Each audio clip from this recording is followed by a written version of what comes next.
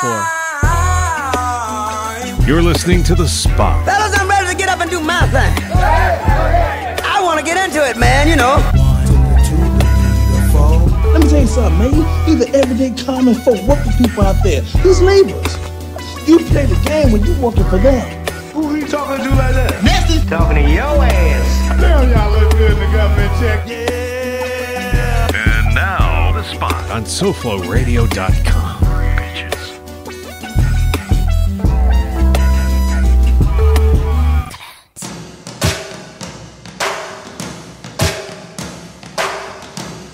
And just like that, we on air. My tag team partner finally riding shotgun with me. The lovely, sometimes lovely, got her face beat. Beat as in makeup, y'all. For y'all that's not up on the lingo. Just Dri. She's Dri. What's up, Dri? Hello. You switched up your name so many times with the show. I didn't switch it, but I mean, everybody just called me Dri. So it's just like, you don't have to give me no full first, last name.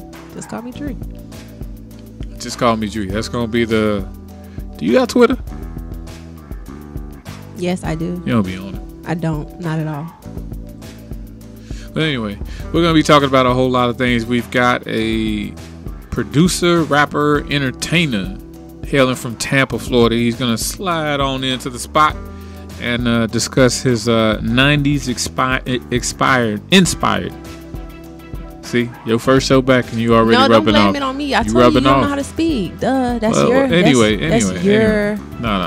fault. You should have. Y'all can go. Yeah, I'm glad you brought that up because you can go to our archives on Frostbites TV on YouTube, or you can check us out on SoundCloud and listen to all the shows, or listen to the first couple of shows where you hear this one here. And they would hear after you say something and you mess me up. That's when I start to stumble. A lot of times I'm talking just like I'm talking now, and I'll let you talk. No, it's always when you say something.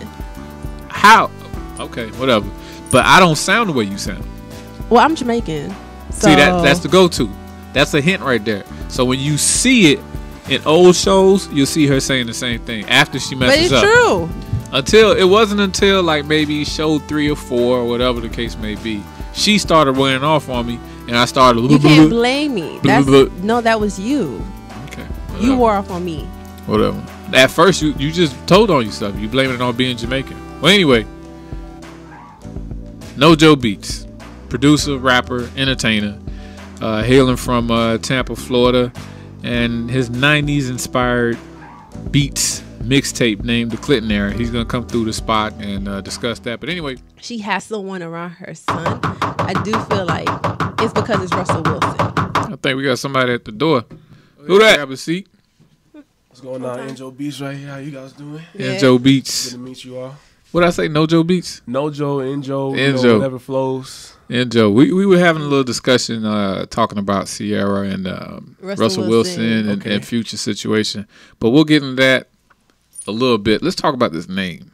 Njoh Beatz. What's the origin of this? Njoh. Well, the Njoh comes from Cameroonian origin. Every time I try to describe where Cameroon is on the map, I say it's right next to Nigeria. Mm-hmm. And everyone always goes, oh, okay. So Njoh is my last name, gotten from my father, of course. Okay. Fawn Njoh is my full name. And then I just stuck the Beats at the end because I want people to know that it's tied to music. All right. Okay. All right, cool. So, to get your thoughts on this, the whole Russell Wilson, Sierra, Future triangle going on about Future being upset about Russell Wilson, I guess showing affection to his son. Yeah. Right? It's funny because I actually just peeped that yesterday. I was watching another show. It was an online show called The Juice with one of my boys, Brandon Robinson. He put it up, and that was the first thing they discussed. I didn't really get much wind of it until that moment, but from what I saw on it, I think it's pretty obnoxious that Future's coming down Sierra's neck for that. You know what I mean? I think that Future is kind of overstepping some boundaries, and there's a little bit of salt involved in his. Yeah, we were saying that earlier. Yeah. Because I mean, at the same time, from what I heard, Sierra was right there taking care of his kids. You know, all 4 or 5 of them. Exactly. So if anyone of Future's baby mamas or anyone came up and said, "Hey, why you have Sierra hanging around my kids like that?" he would have looked at them cross-eyed. But I mean, now that Future's in that position, I think it's a little bit ironic. And, you know, it's what's it called? The double standard. Of course. If you ask me. And like I said, I feel like it's because it's Russell Wilson, or because of the guy that's around. Yeah, like I said, like it's an upgrade for her. Like it's Russell Wilson, exactly. 2-time Super Bowl attendee, 1-time Super Bowl champion. I mean, in my opinion, she kind of went from Chrysler 300 to a Bentley, a Phantom. You know what I mean? So it's like there's a little bit of the Russell Wilson's that dude that everyone's like, oh, he's too good to be true. He's too perfect. And then, you know, Future's kind of looking at him like, you almost, as a guy, you kind of look at a girl, and if you see him go to another guy, you kind of hope that, oh, it's a downgrade. Some part of you hope that there's some type of downgrade in that. You know what I mean? And I think that's what Future's looking for. Yeah, and it didn't happen. And then, I mean, for my thing, it's just like, and then you see a lot of other guys chiming in, like T.I. and everyone is kind of just like, you know, it's not really cool. And it's just like, at the end of the day. But that's the last person that should be talking. Who, T.I.? Yeah. Why so? Because Tiny's daughter. Tiny's daughter before all of the kids they ended up having. You know, that wasn't his. But most likely the guy wasn't in the picture. But why would you speak on something like that? You're kind of a hypocrite because you're Russell Wilson. Whoever she had before you, you're the upgrade. So was T.I. on Future's side? Yeah, I think a lot of these guys are on Future's side. Like, if you read the comments on these blogs and stuff, a lot of them are like, mainly the men are like, I don't think she should be doing that. This is crazy. Like, Russell shouldn't even be around him. Even Future did an interview like, you know, Russell should not even be around the child. Like, how do you be around somebody's child? You've only been there for like a couple months. And I'm just like, Future, you don't know how long Sierra and Russell been. My question too is, if Sierra did leave, you know, the kids with Future, does he have the time to really take care? Like, is he gonna be there? Well, from what I heard, he wasn't at the birth of the baby. He was on tour. Like I said, there's a little bit of salt. It's a lot of salt driven by this decision. I don't think there's actually true emotions. I think you're almost using the children as bargaining chips in whatever jealousy you have towards the relationship. Kind of salty. It's a lot. It tastes bad. Too much salt tastes bad. You know, makes the food. Yeah, it raises your blood pressure up too. Does. Well, I know something that might calm your blood pressure is Njoh's entry into the mixtape. Is it your first mixtape release? Well, I actually did have one, I would say about 2 years ago, 2013, I had one called Still Relevant. It was my first taste of putting out a project. This one was my second mixtape, but it was a little bit different. Anyone that listens to it might expect some vocals on there, but it's all instrumentals. Okay. The reason I did so is because I wanted to, I guess, put my twist on a lot of 90s moments, 90s songs. So I say moments and songs because it's a little bit of both. You mentioned the intro. That kind of starts off with a TLC interview, which I guess that kind of brought me back. And I keep saying whenever I say bring me back, it's kind of like because I've always had that nostalgia for the 90s. I've always had. I was born in the 90s, so I wasn't actually living through the culture and stuff like that. But I've always had that. I've liked the style, the taste for it. So the TLC interview brought me back, you know, to a better time, you know, when there's more fun in the music, there was more genuine people were genuine about their craft, all that type of stuff. It wasn't as saturated as it is these days, which is good and bad at the same time. And then you know, TLC interview falls into the TLC song remix, and it falls into I put a Bill Clinton, the Monica Lewinsky situation in there, classic moment, you know, Chris Rock skit. It's a little bit of everything. And it's just so that anyone listening to it kind of goes through a movie reel in their head of like, oh, let's relive the 90s in a couple short moments. Yeah, I kind of, because we're all millennials, but the way I break down the millennials is like there are 3 tiers. You know what I'm saying? There's my generation, well, my part of it, you guys, and then the ones that are following you guys. So like those ones that were born probably 95 and after, past, right? 95 and after. And that's the weird thing, because, you know, when I reflect on it and I look back on, you know, the 90s, you think of those movies like How to Be a Player, Love Jones, Jason Lyric, and stuff like that. Classics. You know, but the way you look at it is the way I looked at the 80s. Like, Scarface and, I don't know, you can name all type of movies that came from that era. You know what I'm saying? What did you catch Straight Outta Compton yet?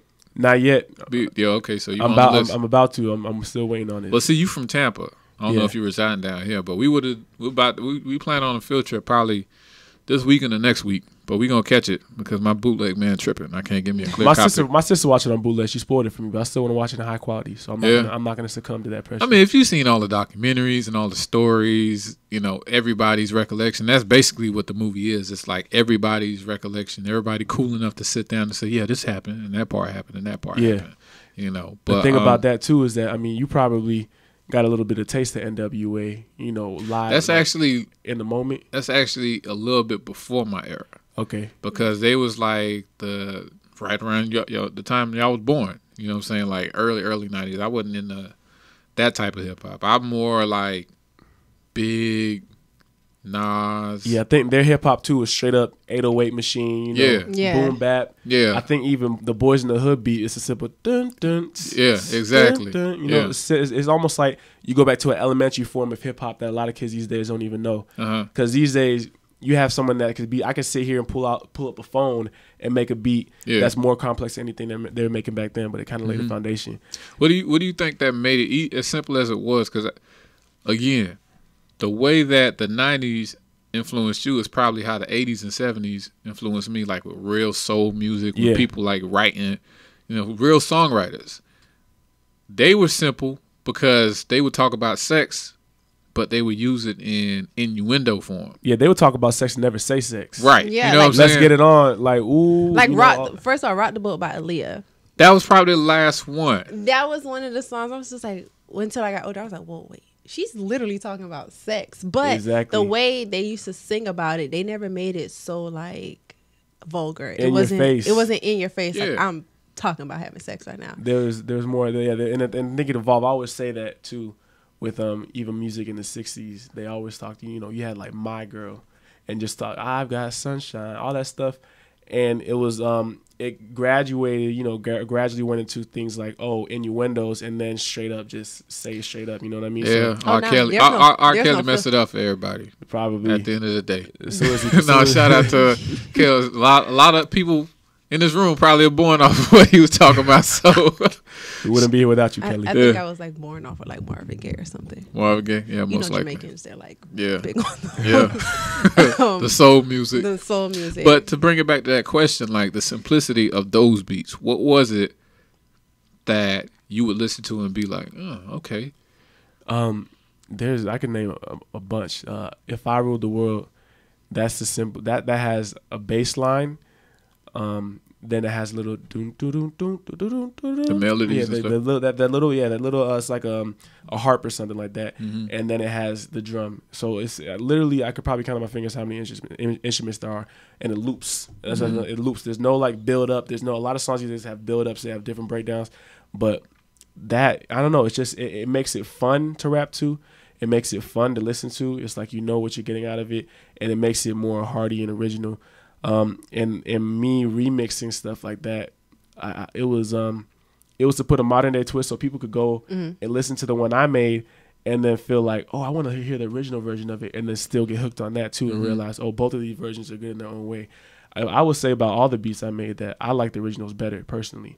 Even after I made my version, I still like the originals better because that's just what I know. But there's also part of me saying I know people that these days that wouldn't take the originals because they just didn't grow up on that or they didn't listen to that, and they'll like mine. But it's still a way of me paying homage to those that even made the first one in the first place. So let me ask you a question: Do you feel like the music today is missing feeling? A lot of it is. People, when I hear people say things like, "Oh, this one will be a hit," it's like there's part of it where it's like, okay, I see what you're going for, but if you're looking just for the hits, like just to make it off of a song, and that automatically takes the feeling away. If you and that's because you can put anything you want on the internet. There's a lot of people these days that just wake up one day and they call themselves rappers, or they say, hey, listen to my mixtape, or hey, I just started rapping, listen to what I got. And it's too easy for people. Like there's not enough of the struggle for people to go through. And that's why you see them. I mean, those people that make mixtape, they come in and they die out easily. Like it comes in and comes out. I feel like you have to put a couple, like at least 5 years in the game of struggle, failure, all that before you really could consider yourself a real musician. And that's what the 90s gave you, because you weren't discovered for a couple years before A&R even thought about putting you on the record label. You were rapping in the streets and battle rapping and struggling and having to work another job just to get your bills paid before you even thought about, before music even reached the people's ears that you were putting out. I think we're in a weird place right now because, yeah, you get instant gratification, you know what I'm saying, for what you do. But if you ain't put that work in, then I think, or I feel that a lot of the stuff that we pay homage to is that they put that extra, they put that elbow when they was stirring that pot. You know what I'm saying? But with the past, you got overlooked. You know what I'm saying? You got overlooked. That's the bad. Basically, what I'm saying is you got to take the good with the bad.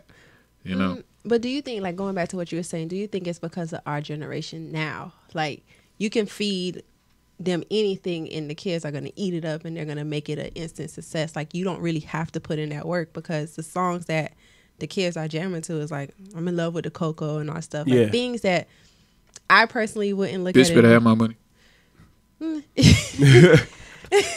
Which is, I mean, that's I also, love Rihanna, so we're not going to do that. What? No shade. I love That ain't Rihanna. shade. It's those, just, I mean, those are also recycled lyrics too. So I mean, we go back to the 90s making it better. AMG. Yeah, but I do feel like now it's not, you can just feed the generation anything and then they'll take it. But for us that was born like in the early 90s, we kind of know what the good music This is the thing. sound like. I can go on for days about this, but all in all, the thing is you have, we're in a generation of instant gratification. You need everything fast. You need more. You need more. You need faster. You need to get it now. All that stuff is everything's instant. So with a song that comes out, you get tired of it within 3 weeks. You need another song. You need more content. So with more content comes more saturation, and it perpetuates itself and it feeds into itself. But then you go back to the time of the 90s where you get. I don't know about you, but I can still listen to all those songs. Yeah. I feel like they're all timeless. I think that you could bring them up in any generation. Like if you hear Big Papa come on in the clubs these days, you probably go harder than if you heard Coco. You know what I mean? It will always trump anything that happens these days. It's timeless, and it goes back to the fact that back then you're talking about if you wanted to get the tea on somebody, you had to wait for the next week's issue of a magazine to come out. Yeah. If you wanted to see what the next rapper looked like, you had to tune in to MTV or BET at that time frame to watch the video that one time, and then wait the next day to hope that it's on the countdown again. Yeah. But that's where, the whole taking the good with the bad thing is. Like, you're getting served, you're getting what you wanted at a faster pace, but would you compare it to, would you really want to wait? You know what I'm saying? Sometimes it's sometimes the wait makes it better. You savor it. You ever been around someone that's just too much and you're like, they give you too much at once? Yeah. And it's like, if you have them in doses, you'll be fine with them. Like sometimes you have or even a cake. No one wants to you might like chocolate cake, but you're not gonna try and eat a whole chocolate Red cake. Velvet, you're right. Red And Velvet. I will eat. Red Velvet's Red Velvet's mine County. too. That's me. But like, I don't want to eat a whole Red Velvet in one sitting. Who? I don't. I personally don't. A whole cake? A whole Red Velvet. Well, no. I can't Red eat Velvet a whole Cheesecake Factory. I can't eat a whole thing in like one sitting, but We're talking about not a whole slice. But like We're the talking whole about cake. the whole- Oh no, yeah, the I whole- can't the eat whole it. party's supposed to eat that. No, I But can't eat if that. someone gave it to you like, hey, save this in your fridge for 2 weeks and split it up, eat it over time. You okay? Sure thing. Eat 2 a day. Eat 1 a day. 2 weeks might be it'll be gone within like 3 days.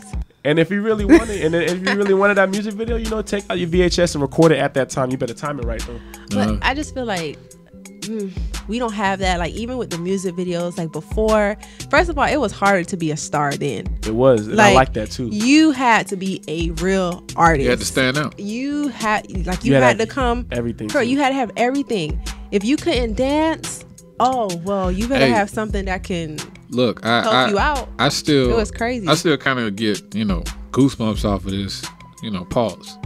But the last real performer I think that we got going so far is maybe Justin Timberlake, and it's old now. It's about 2 years old. The Bruno Mars performance, the tribute performance for Amy Winehouse. The dude sung the song better than she did for the tribute song. Most times when somebody sings a tribute song, you like, oh, okay, because you caught up in the moment. You know what I'm saying? Somebody sings a Whitney Houston song or Michael Jackson song. You're caught up in the moment. It's like, yeah, damn, he gone. But you listen to that song that he did, I think it was Valerie. It was Valerie. I played after the show. And I was like, man, he need to drop that. You know what I'm saying? He sang it better than she did, and that's just. And then of course some of the songs he's dropped since then, Uptown Special, and all that. I mean, dude, as a writer and a performer, Justin Timberlake, like I said, you know, those guys really got it. But let me ask you this question, right?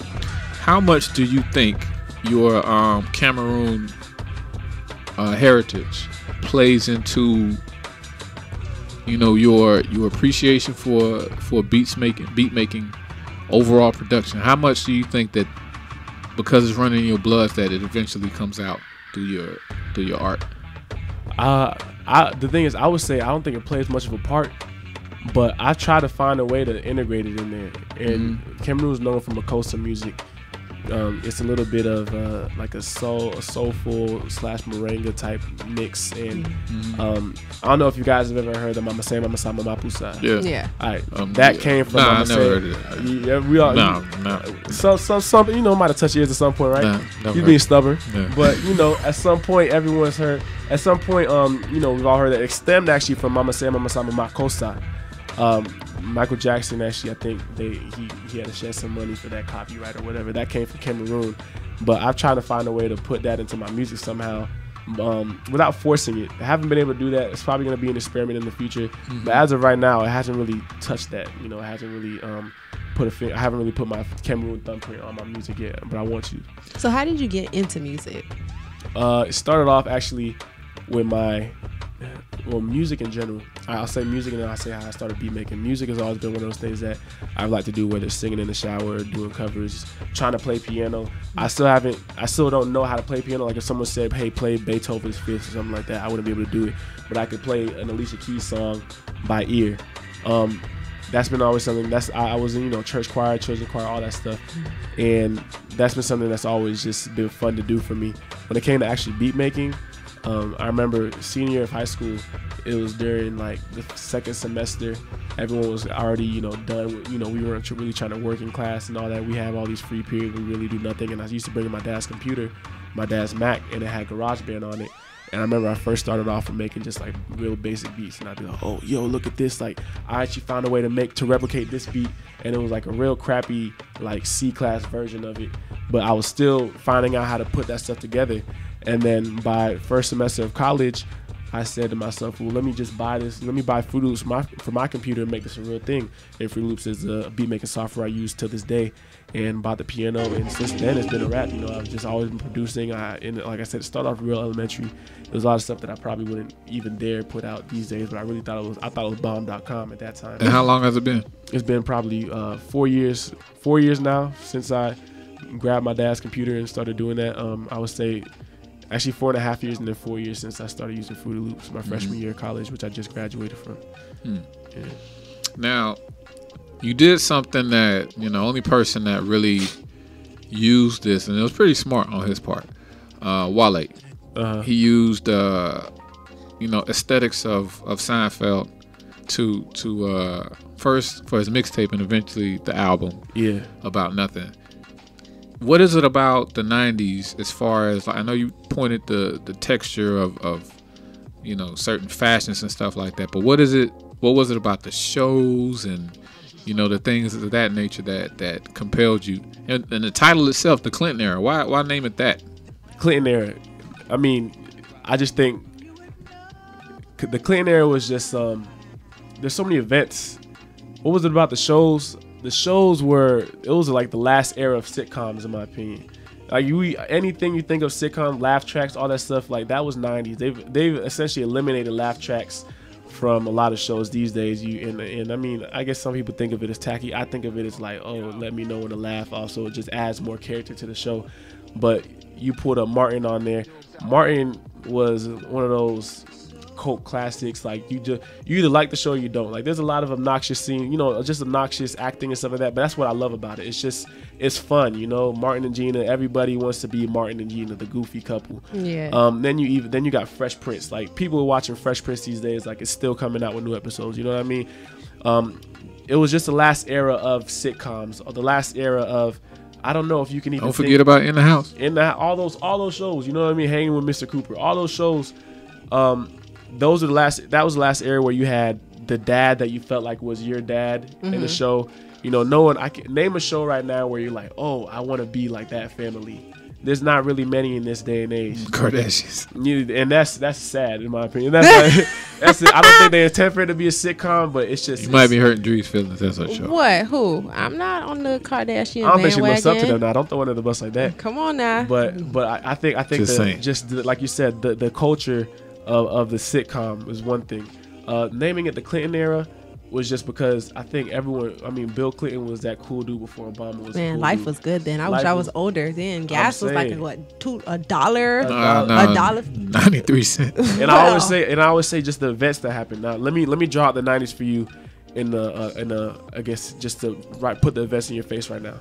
I mean, you were there during that time, probably more alive than I was, of course. You start off with Rodney King getting beat in LA. You got riots going on. And then you shift a little bit. You got Biggie and Tupac coming out. You got East-West beef. You know, we're talking about Drake and Meek Mill beef these days. We had full-on coast beef. That's not well, beef. That's like salmon. Before you go into depth about your description right now, what are your thoughts on that? On the Meek Mill Drake beef? Yeah. All right. That's another thing. You open a can of worms. Body by singing.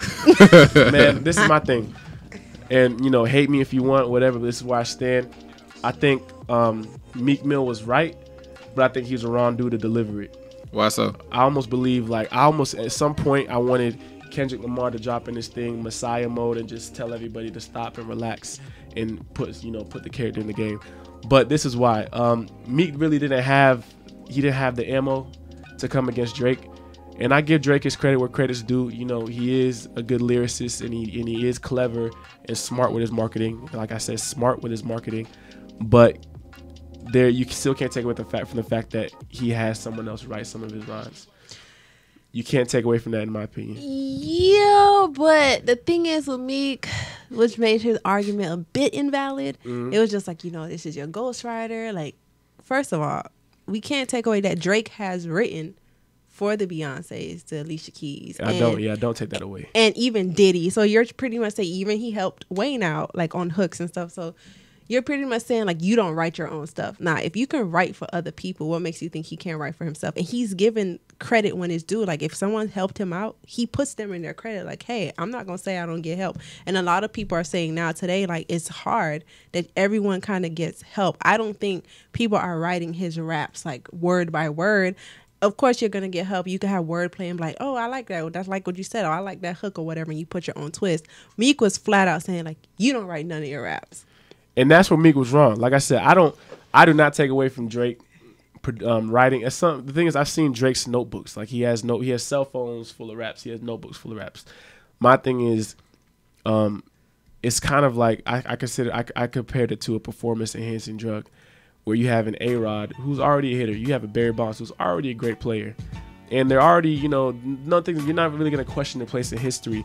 But they took someone that's already great, took performance enhancers to keep them at the top. So Drake took performance enhancers in the form of ghostwriting.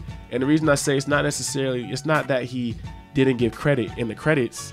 It's just that, if anything, it should have been Quentin Miller, Drake.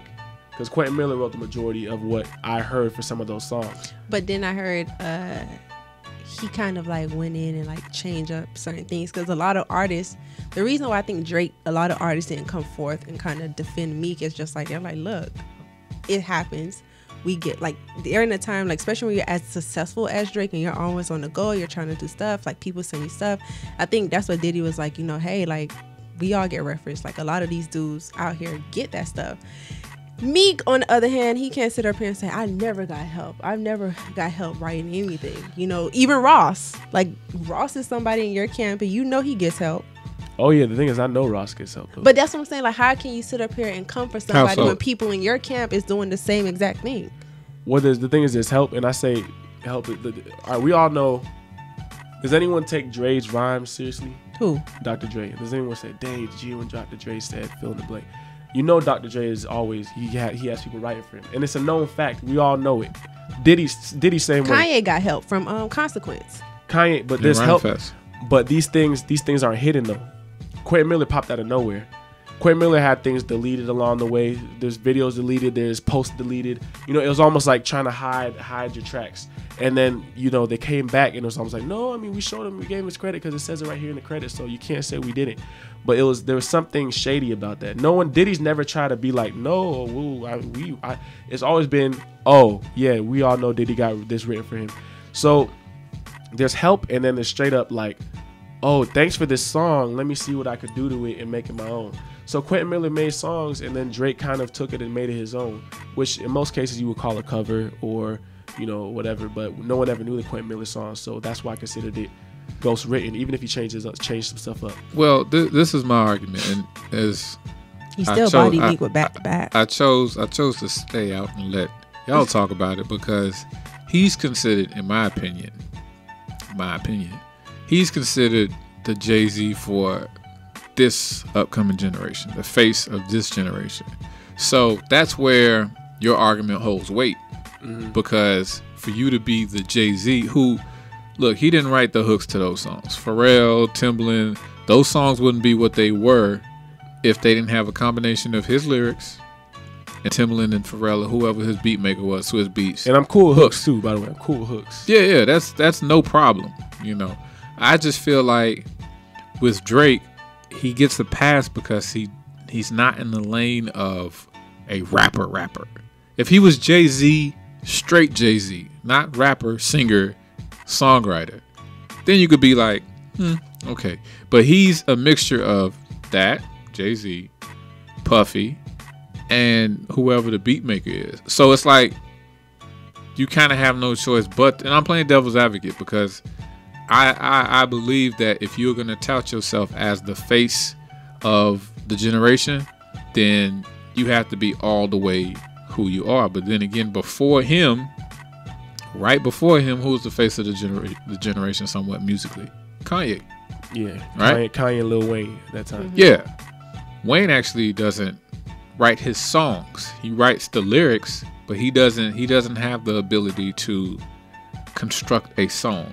You know what I'm saying? Write the hook and stuff like that. If you listen to him during his Squad Up era, he was straight freestyling. He needs assistance in that sense. Maybe that's what you're probably trying to allude to. That's why I asked you about the Ross thing. He actually writes songs as well. You know, so it's a difference. Like you said, Drake, he can lace you with a hook. Maybe he might not have enough to give you a 16. He'd get that from someone else, like a Dr. Dre. You know what I'm saying? And that's where the argument, I would break it down that way. And the thing is, Drake never addressed it though. He never addressed that part of it. He kind of left us all in the dark. We all were wondering, like, oh, we were so tied up in the disses and the back and forth that it's not like Drake ever made. I feel like if he would have come out and made a public statement like, yes, I in fact did receive this amount of help from Quentin Miller, then I think I'd be cool with it. But the fact that it was kind of blown over, it was very shady, in my opinion, and we just kind of we were distracted by all the, he killed Meek, he brought out the memes and everything at the concert, had Will Smith and Kanye laughing backstage. It was an embarrassing show out, and Drake did his thing, but we were all distracted. That PowerPoint though, it's not like he took the time to create those memes himself. That's what the internet did. No, yeah, the internet did. He just made a PowerPoint, a slideshow. No, I mean, but I mean, at the same time, too, Drake goes against his word with a lot of what he says too. That Yeah, that will happen if you don't write your lyrics. I mean, words conflict. But said, going online, that ain't part of my day. And then he brings all these. But I do feel like at the end of the day, the reason why Drake had to respond to Meek is just like, regardless of what, somebody just called you out on your craft. Yeah. Like, no matter what, publicly was like, you don't write nothing. If y'all read it between the lines, though, there's some low key Drake and Kendrick beef. Y'all, I don't know if you. No, of course. That. After yeah. What was the song? Control. Control. After Control, Drake's feelings were kind of hurt. I don't think anybody wanna, I don't think anybody in the industry would be doing any songs with him, in my opinion. Exactly. All that stuff. That's Aubrey. That's Aubrey came out. Exactly. Put a rap in his pajama clothes. Aubrey came out. And I think he knows who to choose his battles with too. Because yeah. if he really wanted to come out against Kendrick, he would have. But I think he understands that that's not a battle to fight. But I don't really. Drake has never been the type, Common or whatever. But he's never really been the type to come out and really diss people. Tiger, Chris Brown, Common gave him the business.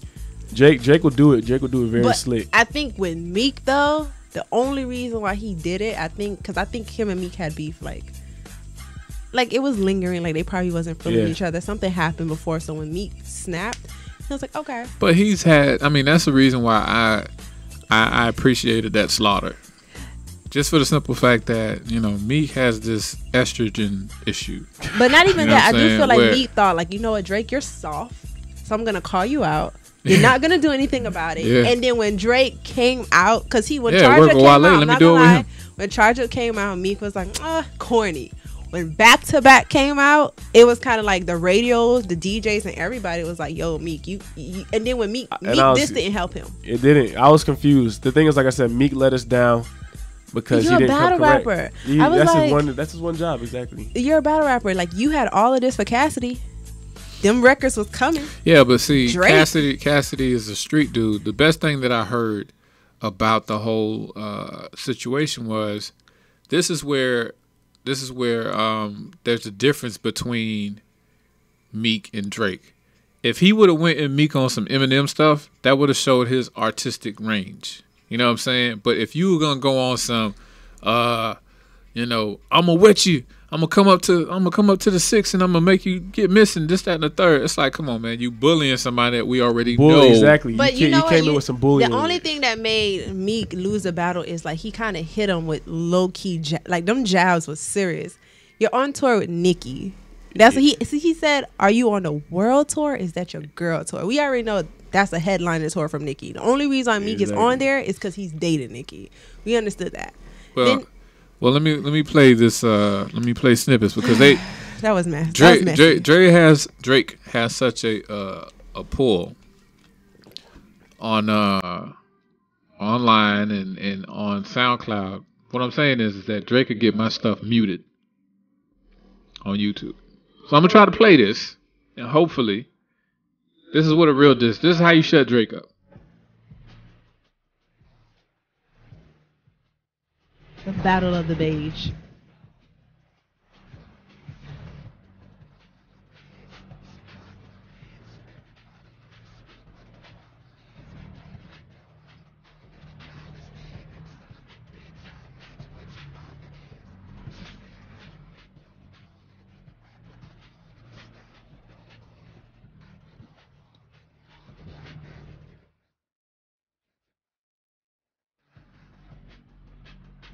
Do it.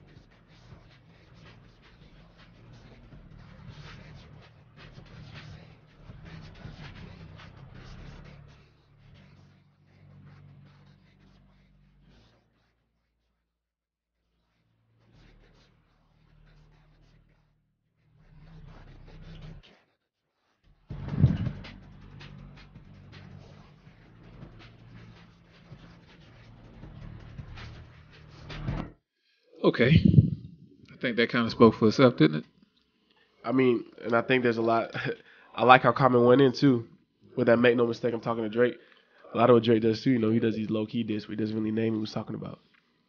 Because even in the original Stay Scheming, what did he say? Something about rap legends, forget It's a problem when the gods start talking like they broads. Yeah. So, I mean, and he never mentions people's names. Yeah. Same thing, I mentioned that Kendrick beef earlier. They've been going back and forth in songs without people really noticing. Kendrick hasn't said names either, but I mean, he finally really said something in the Compton tape, or the Compton album. But what are your thoughts on that, by the way?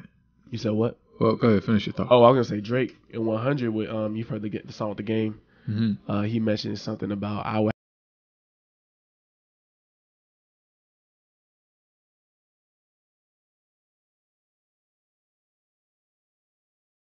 I mean, and then Kendrick came out finally on the Compton album.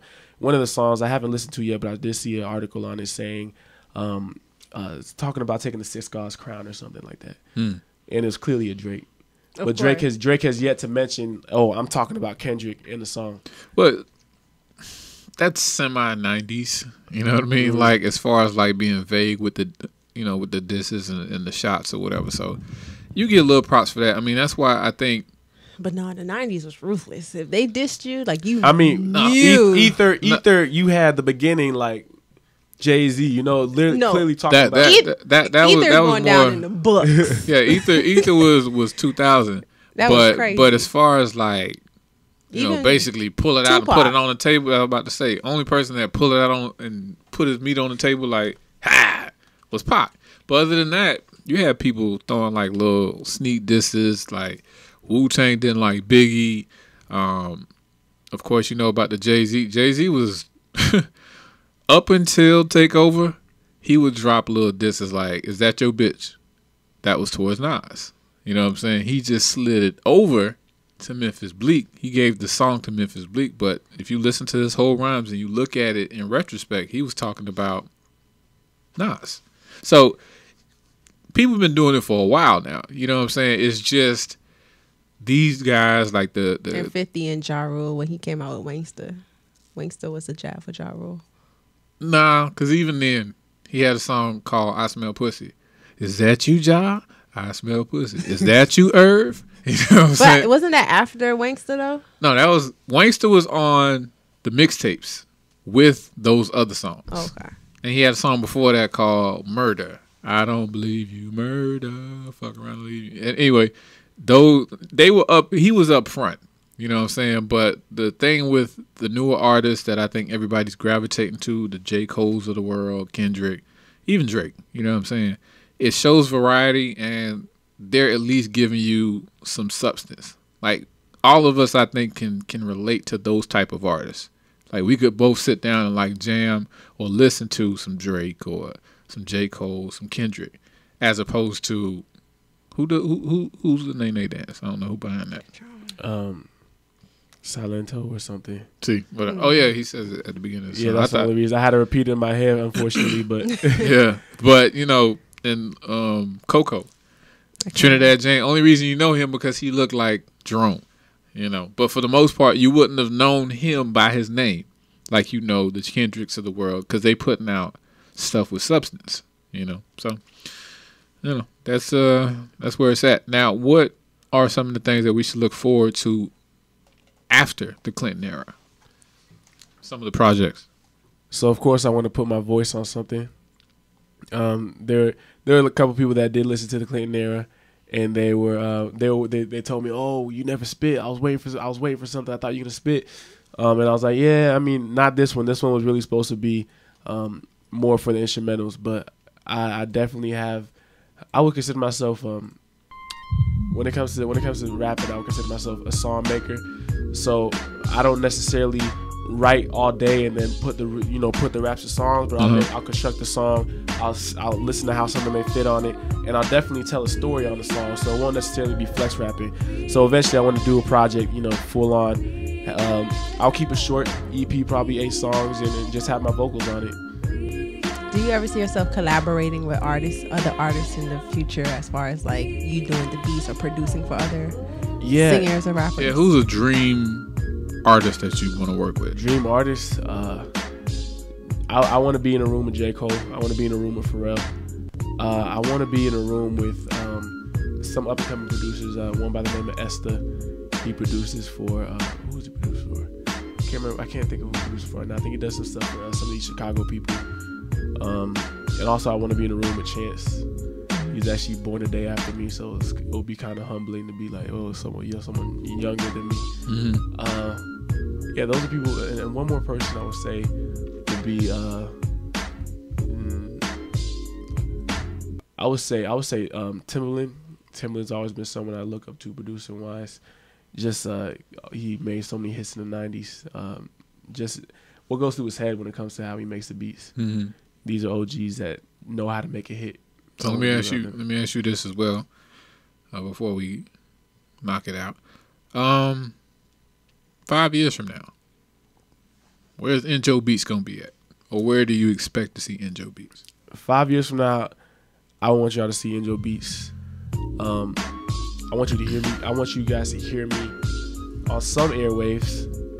I'd also want you to see me hosting something myself, you know, somewhere, whether it's acting something out, whether it's entertaining you, being on stage, emceeing for you. I have my hands in a lot of places.